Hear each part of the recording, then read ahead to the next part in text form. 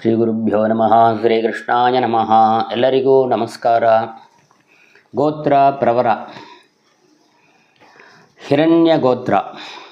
ಇದಕ್ಕೆ ಮುಂದೆ ಲಾಸ್ಟ್ ಹೇಳಿದ್ದಾನೆ ಹಿರಣ್ಯ ಅಂತ. ಅದರಲ್ಲಿ ಒಂದು ಗೋತ್ರದ್ದು ಒಂದೇ ಗೋತ್ರ ಹಿರಣ್ಯ ಅಂತ, ಅದಕ್ಕೆ ಎರಡು ಪ್ರವರ ಬರುತ್ತೆ.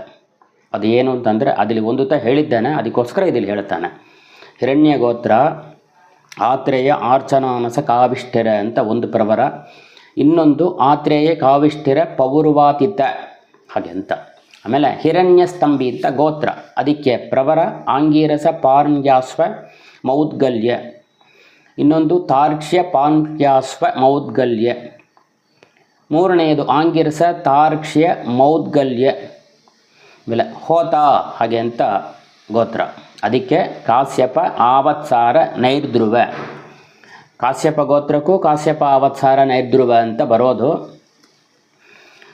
ಹೀಗೆ ತ್ರಯಾರ್ಷೇಯ ಗೋತ್ರಗಳ ಆ ಪ್ರವರೆಲ್ಲ ಮುಗೀತು. ನೆಕ್ಸ್ಟ್ ಪಂಚಾರ್ಷೇಯ ಸಪ್ತಾರ್ಷೇಯ ನೋಡೋಣ. ಶ್ರೀಕೃಷ್ಣಾಯ ನಮಃ.